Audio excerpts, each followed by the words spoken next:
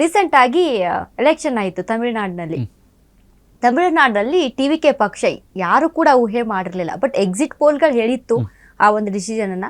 But ಇಷ್ಟರ ಮಟ್ಟಿಗೆ ದಳಪತಿ ವಿಜಯ್ ಅವರು ಅಲ್ಲಿ ಇಷ್ಟು ಸ್ಥಾನಗಳನ್ನ ಪಡೆದುಕೊಳ್ತಾರೆ. 118 ಮ್ಯಾಜಿಕ್ ನಂಬರ್ 108 ಪಡೆದುಕೊಳ್ತಾರೆ.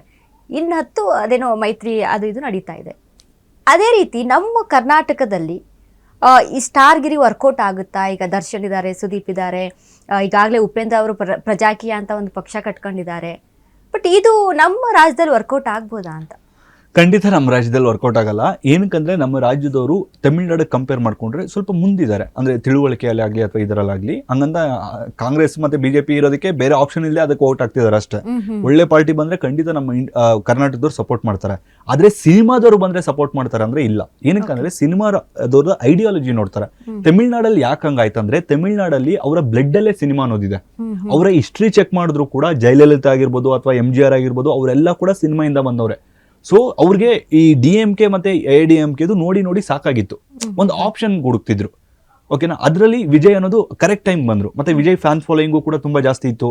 ಇವಾಗ ರಜನಿಕಾಂತ್ ಬಿಟ್ರೆ ನೆಕ್ಸ್ಟ್ ವಿಜಯ್ ಅನ್ನೋ ಮಟ್ಟಕ್ಕಿತ್ತು. ಸೊ ಅದಕ್ಕೆ ಏನಾಯ್ತು, ನಾರ್ಮಲ್ ಆಗಿ ನಿಮ್ಗೆ ಸ್ವಲ್ಪ ಚೆನ್ನಾಗಿ ಬಂತು.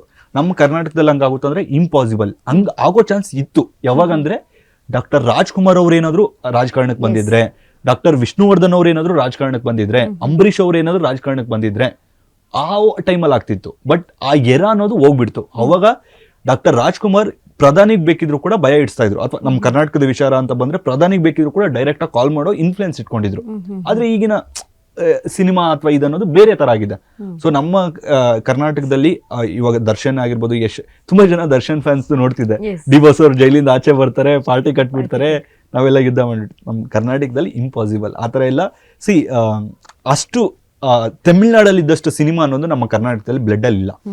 ಸಿನಿಮಾ ಚೆನ್ನಾಗಿದ್ರ ನೋಡ್ತಾರೆ, ಇಲ್ಲ ನೋಡಲ್ಲ. ಅಷ್ಟೊಂದು ಹುಚ್ಚತನ ಅನ್ನೋದು ನಮ್ಮ ಕರ್ನಾಟಕದಲ್ಲಿ ಇಲ್ಲ.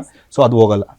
ಅದೇ ನಮ್ಮ ಡಾಕ್ಟರ್ ರಾಜ್ಕುಮಾರ್ ಅವರದ್ದು ಒಂದು ನಿಲುವಿತ್ತು, ನಾನು ರಾಜಕೀಯಕ್ಕೆ ಹೋಗಲ್ಲ ಅಂತ. ಸೊ ಅದು ಅಂದ್ರೆ ಈಗಲೂ ಕೂಡ ಅದನ್ನ ಜನ ನೆನಪಿಸ್ಕೊಳ್ತಾರೆ ಆ ಒಂದು ಮಾತನ್ನ.